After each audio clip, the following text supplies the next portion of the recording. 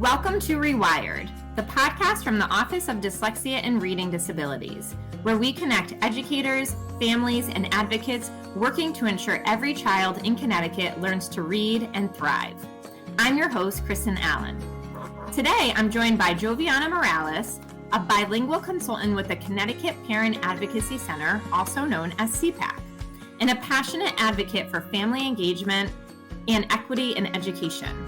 Goviana has spent years supporting Spanish-speaking families as they navigate special education and literacy challenges, bridging communication between home and school, and empowering parents to find their voice.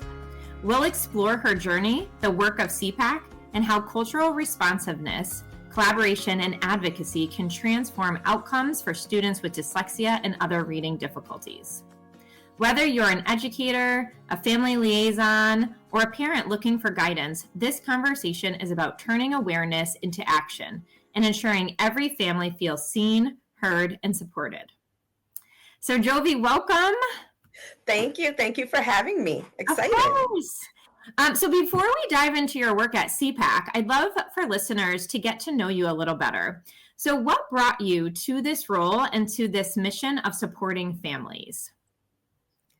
So I started my journey as a parent. Like many special needs parents, we're thrown into this world of figuring out how to navigate services and special education and the education system. So I'm a parent of 5 children, 2 that have disabilities, special needs, and that started this process. And I had to learn to advocate for my children, to navigate on my own, and that's how this all came about. It's interesting how you have to have that personal connection. And for me, that's what it is. It's that personal connection that has brought me to my work for advocating for my child and supporting other families through my work at CPAC. That's awesome. And such an authentic way to begin your story. Turning your own experience into advocacy is tremendously powerful.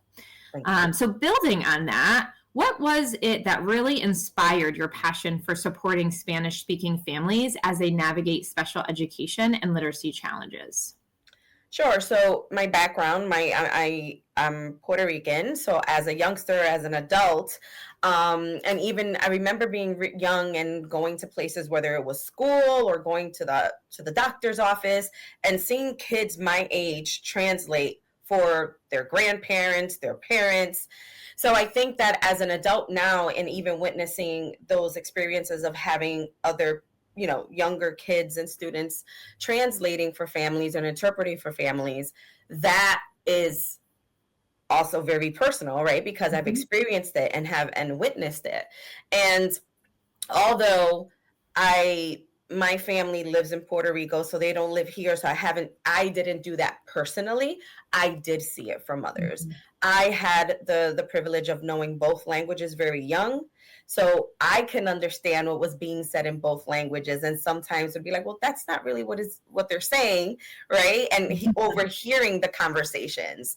So they showed me that language barriers can affect how families participate and how they feel if they're included. I've seen the uncertainty that many Spanish-speaking families feel when trying to understand the education process, whether it's evaluations, whether it's navigating a PPT meeting, or even parent-teacher conferences, right? Or even calling the school to say, my child left their lunch, I'm dropping it off. Things that are simple for us that have dual language and can speak 2 languages. Helping them find their voice and seeing themselves as a partner in their child's education is what drives me. It's what's really important to me, so that families can start that process of being engaged early on. Yeah, I really love how your personal and cultural experiences shape the way you connect with families. It's so clear that work comes from your heart. I'd love to listen to your personal experiences, and I probably could all day, but to shift to the organization at the center of your work.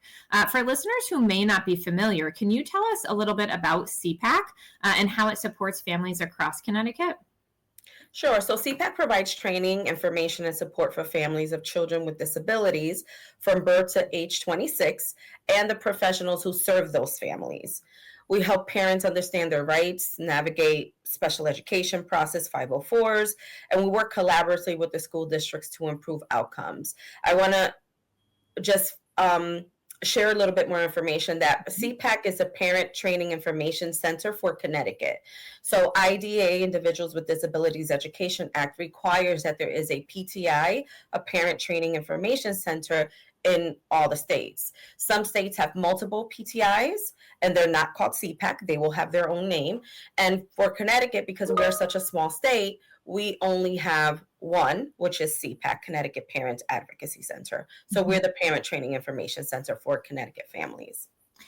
And such an important resource for families statewide. I know as a former educator, I was unaware of CPAC as a resource until I became an associate ed consultant at the state. So I'm excited that I have the opportunity to collaborate with you and then spread the word about how much of an important resource, CPAC is for families. Thank you. We feel the same. Yeah.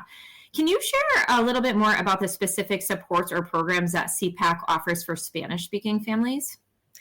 So CPAC, everything that we offer in English for the most part, we offer in Spanish. So we offer bilingual consultations, workshops, translated materials. Our goal is to make sure that every family, regardless of a language barrier, has equal access to information and feels confident to participate in their child's education. And we provide those supports. So for Spanish-speaking families, we also have other languages that are supported through CPAC. But specifically for Spanish, if a family calls and they need to speak to someone in Spanish, they can get one of our parent consultants that can speak with them. If they need supports understanding their documents and reading over reports or understanding their IEPs, right? Because we find that a lot of families just don't have the understanding. They can't read the documents because it's not in their language and things of that nature. So we offer an array of supports for families in a tiered level. So we have our website, we have our YouTube, we have our Facebook, which shares all the trainings and informations and events that are happening. Parents can call the center, right, level 2, that they can ask questions. If they need help on an IEP and understanding documents, or they can reach out to us if they have questions. And then we do have a tier 3, which we support families more intensively, and that's on a case-by-case basis that we offer supports for families at that level. Mm-hmm. It's really inspiring to hear how CPAC is creating access for families who might otherwise feel left out of the process. And I know that it has inspired the Office of Dyslexia and Reading Disabilities to take that into consideration, which I know we'll discuss a little bit later in the podcast. But I really give you guys kudos for making sure that is in fact something, some ways that you support those families. It's really impactful, and I know it makes a difference. It does. So you also serve as a bilingual consultant. Can you walk us through what that role looks like and how you help bridge that communication between families and schools? I know you touched upon that a little bit, but can you add to that? Oh, yes. So language can, as we know, right, can be a bridge or a barrier. My role is to try to make sure that it's always a bridge rather than a barrier, by helping both the family and the educators, the staff, the professionals, to understand each other so that they can focus on what matters most, which is the student, of course, right? And better outcomes. I want to be clear that my role is as a bilingual consultant, parent consultant, is not as an interpreter or translator. That is not my role. So when I'm at meetings or I'm supporting families, I'm helping them find their voice. That my role is not to interpret for them. I can serve and clarify and share, if there's something that was interpreted incorrectly, and share some input and clarify, but that is not my role. And I want to make that clear because I don't want anyone to think that we offer those services per se. So my role is to bridge that gap and support families as well as the school.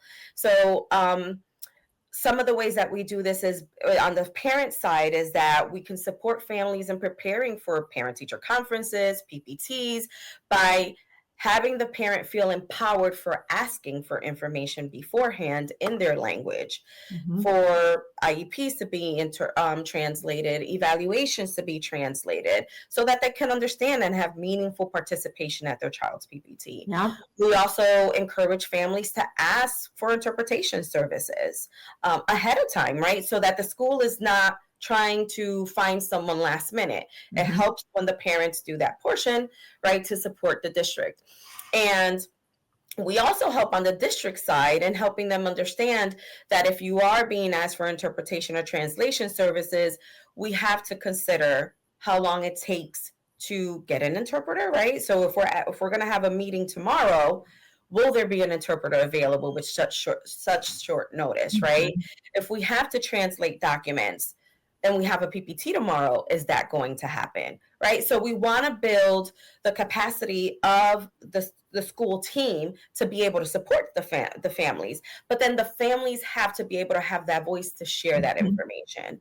So that's where we're trying to bridge and break down those barriers. Oftentimes we find that there's just misunderstanding. Sometimes families, we have a lot of Spanish-speaking families because it's part of the culture that they will just nod and say yes to things when they're being spoken to, and they're not understanding. But on the district side, the parent was nodding their head, right? So it's hard to understand that they did not understand, right? So it's sharing with families to say, it's okay to ask for interpretation services. It's okay to say you didn't understand. And from the district side, to make that extra step to say, do you really understand? Do you want an interpreter, right? If the family's not asking, maybe them taking the step to ask the question. So just things like that. So we try to understand that translation systems are used and that can be read. Sometimes districts use like Parent Square, and I think it's Parents. I mean, I think there's Class Dojo and things of that nature that are being used. And when you use those platforms as a translation system, tone can be added, right? Because it's translating literally, right? You're not talking to that person to see their facial expression, right? So sometimes it's just telling the district that the parent didn't mean it to come off that way. It's just that the way that the system is translating it, or telling the parent that the district didn't mean it that way. It's just coming across that way because of the systems and translating in itself that can create tones or be really direct when it's not, when either party's not meaning to do that. Yeah. You make such a great point. That language really can either be a bridge or a barrier, depending on how it's handled. And you being that support to ensure that it truly is a bridge is key, I think, for a lot of families. Yes. In your work, what are some of the most common challenges you see families who speak Spanish facing when trying to access special education or literacy supports? Families often face the language barriers, right? Cultural misunderstandings and lack of translated information. So many hesitate to ask questions out of fear, right? For being judged or misunderstood. English language learners and multilingual learner students are also frequently identified later than their peers because of their struggles in learning a new language, right? Sometimes attributed to the language learning English, rather than a potential of having a disability, which means interventions are often start much later for those students than what they should, because we're trying to identify whether it's the process of learning a language versus a disability. Yeah. And that's such an important observation, because those misunderstandings really have lasting impacts on students and families, whether they're identified too late or misidentified, right? Both can occur. So from your perspective, how can schools and districts do a better job in building that trust and really engaging with multilingual families? It starts with relationship and connection, right? When schools take the time to listen and provide interpretation translation services to communicate proactively with families, they feel respected and included. And trust is built through that consistency and compassion. So I feel I don't want to make it seem that interpretation and translation services is like checking a box. Right?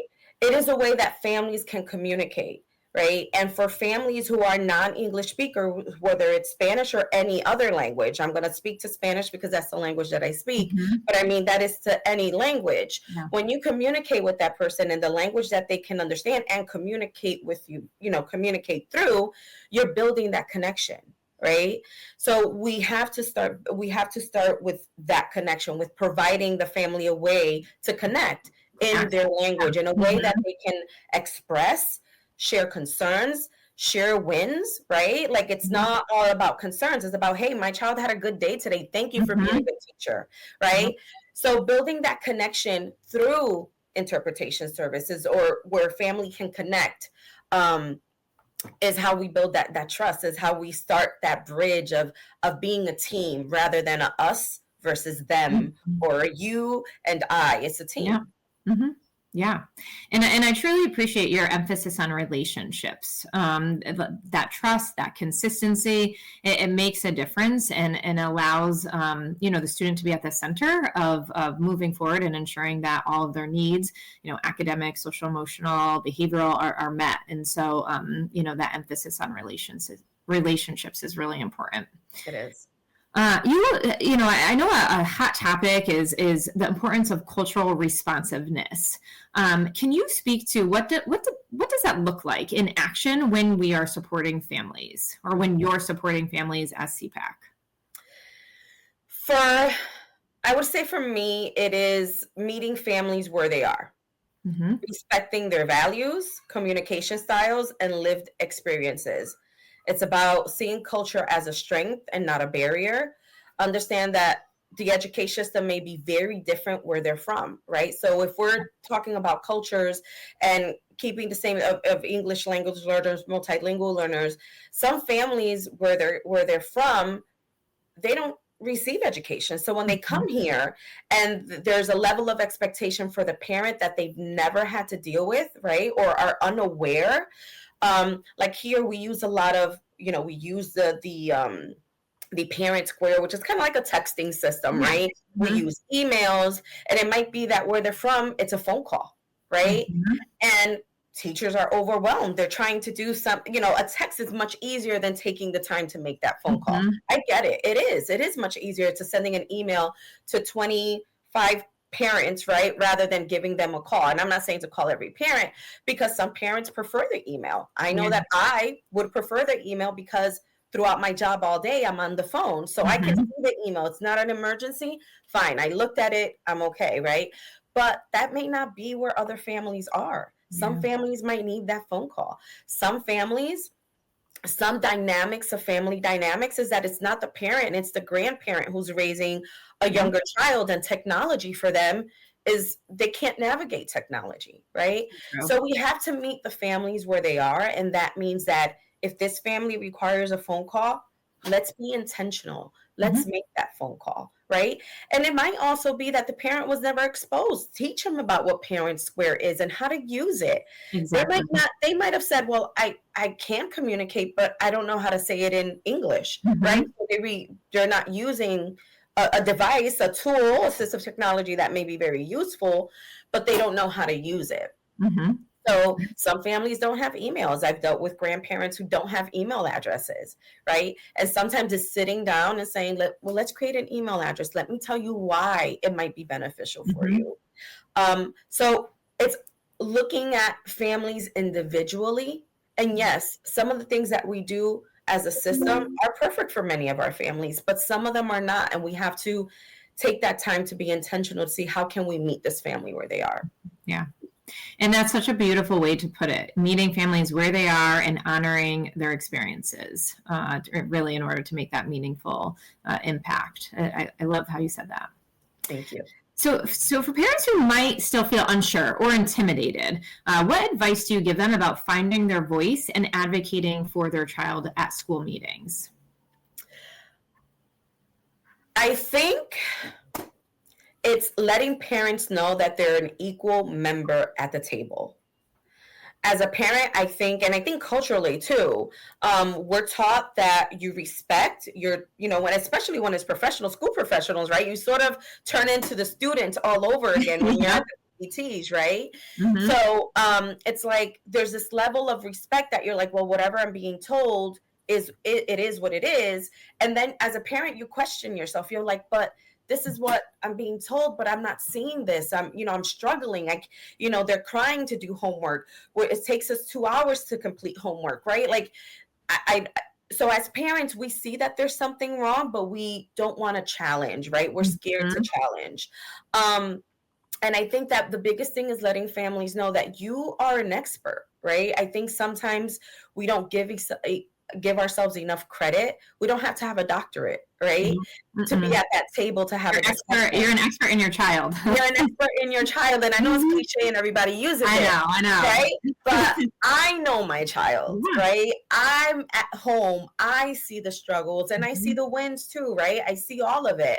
So I think is giving them the voice that they are a member and they have a lot to give at the table. And I think part of it is just organizing what that looks like, right? Because, and I do that sometimes too, right? Because we're emotional. It's about our baby, right? Yeah, I can tell you that I support families much better as a support than what I do for my own because I'm emotional about my own, right? And not that I don't care about my family. I care about my families and I support my families, but I can be from the outside help and right from the outside looking in, I can help them create an agenda and I can help them create questions. When it comes for me, I'm like all over the place sometimes. Yeah. But just building that voice so that they can know, if you don't want to ask the question, how about we write it down and you give a parent statement, right? That takes away some of the pressure of you feeling that you're speaking in front of them or that you're saying it. So finding alternatives that will support them and having a voice at the table. Yeah, that's such an empowering guidance. I think helping parents see themselves as equal members of the team changes everything. They need to feel as if they're meaningful participants in all processes, whether it's a PPT process or just like you said, a parent-teacher conference or a informal meeting, right, with educators. So definitely, that's important guidance that you provided. So thank you. So let's pivot to literacy and dyslexia awareness, since family partnerships is such a big part of that work. How can we make sure Spanish-speaking families are included in Connecticut's statewide efforts around dyslexia awareness and structured literacy, more than just that checkbox that you stated, right, of translation and interpretation? Well, it's it's language access. Language access is interpretation, translation services. I think that starts, again, that's the entry point, right? The entry level is providing that information, right? Translating resources, having interpreter support, outreach, cultural relevance, ways so that family can take part in these important conversations. And that is planning. That is when we're having events that are focused on whatever topic, and this topic is dyslexia, that we are being mindful that we want to target our communities, right? What languages are spoken in our communities that we want to target, that we can support and provide interpretation, translation services, and high quality translation interpretation services, right? Being bilingual does not mean that you can interpret. I am bilingual. I can have a good conversation. What I am going to say that there is a skill to be an interpreter, right? I have issues with word retrieval. If I had to interpret, which sometimes I do have to interpret, I'll stay stuck while I'm trying to find the word. Interpreters do it like nothing, right? Because that is a skill that you build. So it's high quality interpretation. It's ensuring that you meet families where they are with that interpretation. And it might be going into the communities where the families are to build and share that information. There's you can go to the libraries in certain urban areas to share this information, to get the community involved. There's also like CRTs and community events that happen that you can get into to the individuals that are having those difficulties, right? Because that awareness, I think many families get the resources, but then there's a whole group of people that we don't get, right? Because they don't have access to technology. Some people really don't even have internet in their home, can't afford internet. They go to the library to look for their resources and information. Yeah.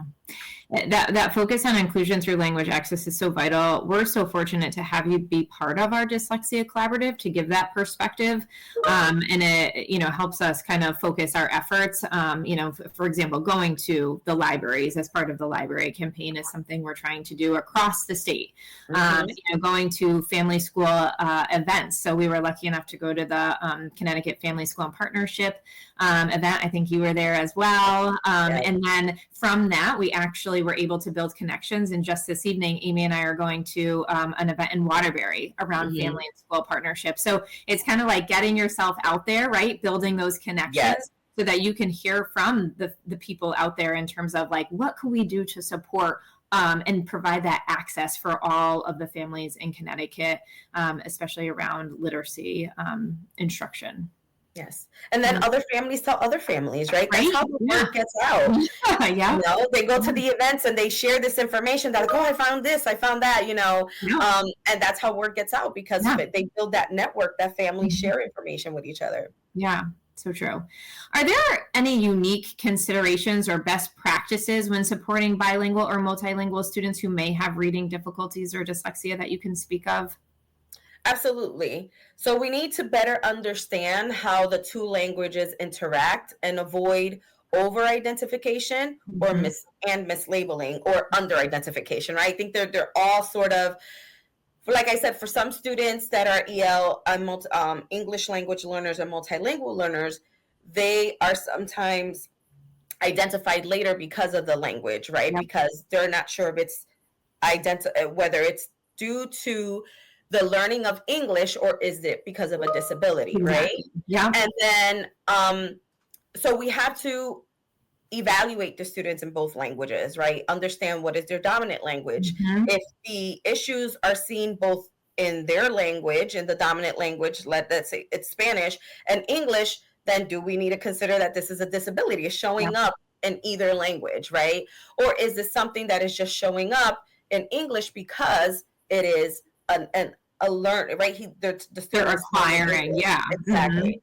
So those are the things we need to consider, and testing in a student's language is huge. Many times students are not being tested in their language and are being over-identified because they weren't tested correctly in their language. So true. And I know there's work at the state level. I know Megan and Maribel are working on an EL-ML framework. We're hoping to have them on a future podcast to talk about that. But it's such an insightful point that understanding both languages is key to supporting students effectively. I also know we have some of our competencies, our structured literacy and dyslexia competencies, focus on that for pre-service and in-service educators. So again, such a valuable point that you make. And I know I mentioned this before, but you've really been deeply involved in the statewide collaboration through the Connecticut Dyslexia Awareness Collaborative. What does that partnership and shared work mean to you? For me, I know that we have another colleague that we work really closely together. Shout out to Siobhan. It means unity. We're all working towards the same goal, ensuring that every child, regardless of language or background, has access to the evidence-based reading instruction and support that they deserve. So I feel like this is a way that we are showing that we're all working together, right? For the students, to get the information out, to get the word out, to support families, as well as support the teams, the districts as well. That's so true. I love that. Unity really captures the spirit of this work, and why I'm so proud of the collaborative and all the efforts that are being made to kind of bring the statewide focus around what we can do to help students in Connecticut. And I hear your team's going off. You're a busy lady, and so I'm sure there's so many people that are like, Jovi, I need you. So well, before we close though, I'd like to turn toward reflection. What's one thing you wish every educator understood about working with families who speak a language other than English? That communication is more than words. Our body language, it's about respect, it's about patience, and a willingness to connect. When educators take the time to build those bridges, families thrive. Like I think it's pivotal. It's that relationship, that connection, right? And that plays the role on families feeling comfortable on both ends, right? Because then the family is willing to have conversations and the teacher's willing to have conversations. The team is willing. It's just families thrive and they engage when they're engaged in their child's education by communication, right? Which main is language, right? That's one of the ways you need to communicate. But it's beyond the words in the sense that when a parent sees a teacher go that extra mile to say, listen, I do not know what you're saying, but I'm going to make every effort to go find someone right now so that I can understand what you're telling me, right? Instead of just saying, well, I don't speak Spanish, I got to go and that's it, right? Yeah. So it's more than the words. It's that connection and building that relationship. I think that's key. You gave me goosebumps. That's such a meaningful reminder. Communication is about so much more than words. You made me shiver. So finally, our theme for this year is from awareness to action. And so I just want to know, what does that phrase mean to you personally? It means moving from an understanding of something to doing, right? Turning empathy into concrete steps that change outcomes for families. Awareness opens our eyes, but actions opens doors. Oh, that is so moving. You're going to make me cry on the podcast. Don't do that. And that's what we're doing. We're opening doors for families. That's what our team, right? You and our team and CPAC and the Office of Dyslexia and Reading Disabilities. I'm so used to calling it ODRD. After you the acronym, saying the actual name is just right. You forget, but that's what we're doing. We're opening doors, right? And we're supporting families and meeting them where they are. And such a powerful way to end. I love how you describe turning empathy into action, and it really captures the heart of what this work is all about. So thank you. Thank you. Thank you for having me. Yeah. So as we wrap up, I'm reminded that family partnership is the heartbeat of student success. Goviana's insights show how trust, language, and cultural connection aren't just bridges, they're catalysts for change. When families understand their rights, when schools listen with empathy, and when advocates like Goviana stand alongside them, we move closer to a system where every child, regardless of language, background, or ability, has access to equitable, evidence-based literacy instruction. To learn more about the Connecticut Parent Advocacy Center, visit the website shown on your screen and explore resources from the Office of Dyslexia and Reading Disabilities and the Connecticut Dyslexia Awareness Collaborative to continue this important work.